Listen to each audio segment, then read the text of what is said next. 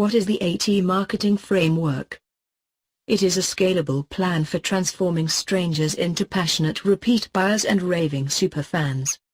Profitably and predictably. Your prospective customers are potentially overwhelmed and frustrated with their business and consequently their lives. They would like to be happy and contented with a successful business. So they need a transformation. And how do they do this? By using the AT Marketing Framework. So what exactly is the AT Marketing Framework? Let's go through it step by step.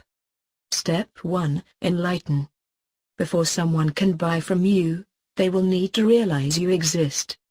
That's step 1 in the AT Marketing Framework. This step is quite self-explanatory, it's where the person becomes aware of you. After all, nobody is born knowing who Apple or Amazon are. At some point they must become aware of these companies if they are to become a customer. The same thing is true of your company. Step 2. Engagement. Your prospect is now enlightened about you, they know who you are, but you're still in the early stages of a relationship with them. They don't yet know you, like you, or trust you. So, the next step is to start developing a relationship with your prospect. Engagement is where you start conversing with your prospects. You engage them through some form of content that provides entertainment, information, or both. Engagement is something that must continue throughout the customer's journey. It's not something you do once and move on. Step 3. Enroll. At this point, your prospect knows who you are and has engaged with you in some way or another. However, unless you get that person's contact information, odds are high you'll never hear from them again. Why? Because people today are inundated with marketing and content, creating a scarcity of attention. Just because someone reads one of your blog posts today does not mean they'll remember to revisit your site in the future. Instead, you need to get that person to progress to step 3 in the value journey, which is to enroll. Here, the person gives you their contact information and, in doing so, grants you permission to contact them again in the future. This transaction is sometimes referred to as an ethical bribe. You promote something of value, but instead of asking for money, you ask for the prospect's contact information.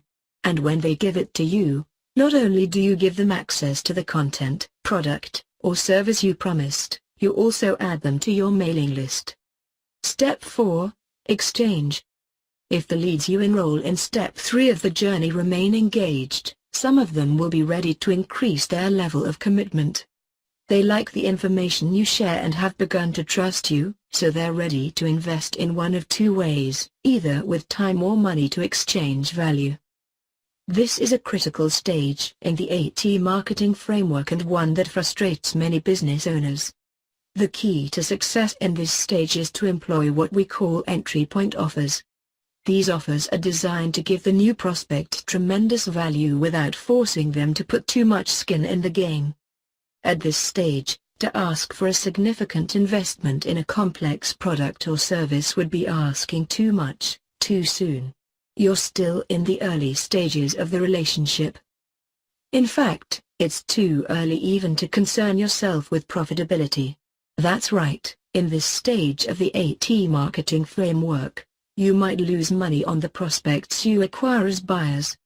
This is, perhaps, the most important lesson you could learn, so it bears repeating. The exchange stage of the AT Marketing Framework is about acquiring buyers or ramping up the commitment level of the leads you already have. It is not about profitability. The most valuable businesses in the world all understand that the costliest marketing activity your business undertakes is customer acquisition. It's the reason GoDaddy offers domains for 99 pence, and it's the reason Vistaprint will sell you 100 business cards for £8.99. The goal is to acquire a new customer. Profits come later. Step 5. Excite.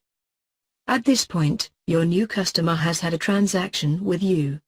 A small transaction, sure, but a transaction, nonetheless. Your job now is to ensure the transaction is a good one, that the excitement of the purchase develops into goodwill and trust. The reason for this is simple. If the person doesn't get value from this transaction, they won't move on to the next stage and purchase more expensive things from you. So, how do you make sure your customers have a good experience? First, we assume that whatever the prospect purchased, or gave up valuable time for, is outstanding. Great marketing will only increase the speed at which your business fails if you don't have outstanding products and services. Second, the prospect must get value from their last transaction with you.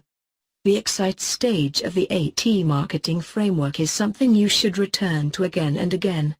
Every time, it should create excitement. That being the case, whenever a customer or prospect does what you ask them to do, attend this webinar, buy this product, hire me for this service, you should engineer your marketing to maximize the chances they'll get tangible value from the experience. Step 6, Elevate.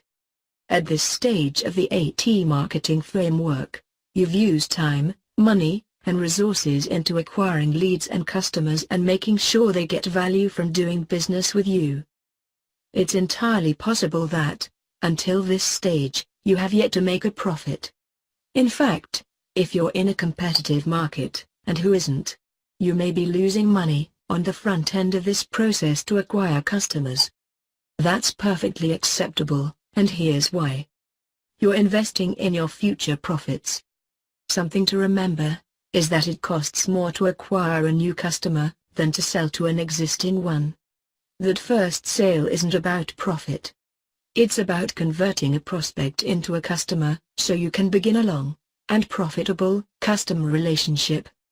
Buying customers on the front end is just shrewd business, but only if you can monetize those customers on the back end. The Elevate stage of the 8T marketing framework is where your customer will be ready to buy more, as well as more often. If your business has a core offer, this is the place to make that offer. Then once your customer purchases that core offer, it's time to present them with other relevant offers. You'll notice that the 8T marketing framework represents the Elevate stage as a ladder. That's no accident. This really is a ladder which will, hopefully, lead to multiple purchases over time. Step 7, Extol. You now have a happy customer who has made several profitable purchases from you. The next stage in the 8T marketing framework is to create marketing which encourages your most loyal customers to advocate for your business. An advocate is someone who extols the positives about your brand. An advocate is what you might call a passive endorser. They won't necessarily endorse your business in an active way, but when asked about you, they will respond favorably. Step 8, Endorse. Endorsers differ from extollers in that they are actively seeking to spread the word about your brands, products, and services. In some cases, the endorser simply had a great experience with your company and wants to share their story with friends and family. In other cases, they endorse because you've created an incentive for them to do so. This puts your message in front of a new audience, the fans, followers, and friends of the endorser. And because this new audience is hearing about you from a trusted source who they already know, they're much more likely to become customers themselves. Your customers have now completed the journey and will be repeat buyers, happy to continue providing the customer lifetime value you require for a profitable business. Contact us at beverlyuttonmarketing.com.